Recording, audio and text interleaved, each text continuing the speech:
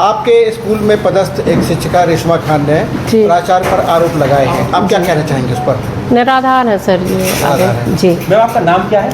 मेरा नाम गीता समारी है। क्या हुआ था यहाँ पर? नहीं, एक्चुअली हम लोगों को तो कुछ पता ही नहीं चला सर, ऐसा कि कुछ ऐसी घटना हुई है। शाम को पता चला जब 2 पुलिस वाले आए तो उन्होंने आके पूछा हम लोगों से, तब हमें ये घटना की जानकारी हुई। थोड़ा पूछा सर के बारे में कि ऐसा ऐसा हुआ है वो कुछ, तो उन्होंने पूछा कि क्या सर कभी ऐसे कमरे में बुलाते हैं मैडम लोगों को, तो हम लोगों ने कहा कि नहीं ऐसा तो कुछ भी नहीं है। फिर बस यही बात हुई आपने उनसे। क्या कहा उनसे? नहीं तो ऐसा कुछ है ही नहीं सर, कभी भी नहीं ऐसा होता है, ना कभी वो बुलाते हैं। तो जो आरोप लगा उस आरोप पे क्या कहेंगे आप? आरोप में तो हम यही कहेंगे सर कि ऐसा तो कभी हमें ऐसा कुछ समझ में नहीं आया। सर तो बहुत सपोर्टिव हैं, सब महिलाओं के साथ अच्छा व्यवहार है उनका। शिक्षिका आपकी साथी है जी। उनका चरित्र व्यवहार कैसा है? अब उनका ऐसा है मैं सर कि मैं 2013 से हूँ यहाँ, तो इसके पहले राजपूत सर थे मिडिल सेक्शन में, तो उनके ऊपर भी उन्होंने कुछ ऐसे इस प्रकार के आरोप लगाए थे।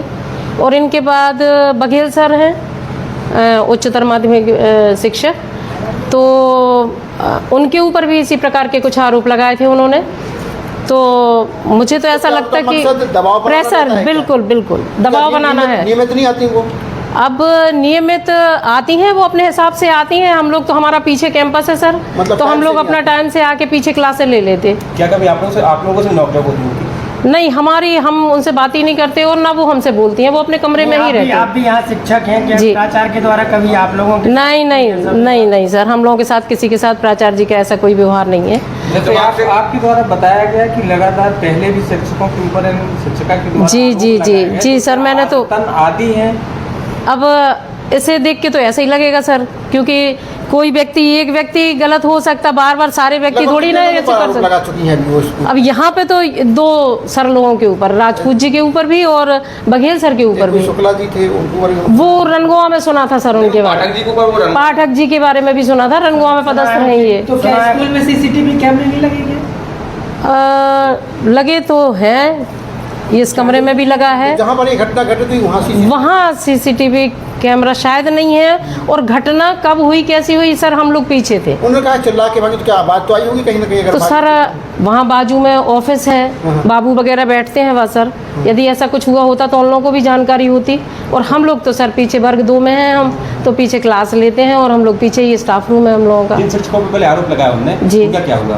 कार्रवाई हुई थी? क्या कार्रवाई आगे हमें लगता उन्होंने आवेदन तो दिया अपने शिक्षा विभाग में, बाकी फिर आगे क्या हुआ, आगे हम लोगों से इस प्रकार का कुछ नहीं हुआ। ऐसे ही स्कूल की मीटिंग हुई थोड़ा सा, और बस हम लोगों ने अपना अपना बताया। बस लगातार सस्पेंड हुए?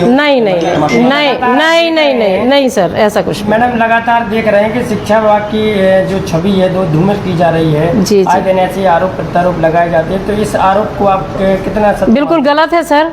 हायर सेकेंडरी स्कूल है ये, बड़ी बड़ी कन्याएं लड़कियां पढ़ती हैं और हम लेडीज स्टाफ भी यहाँ पर काफ़ी है, तो इस प्रकार के ये आरोप गलत बात है। तो आप ऐसी शिक्षिका के संबंध में क्या कहेंगी आप?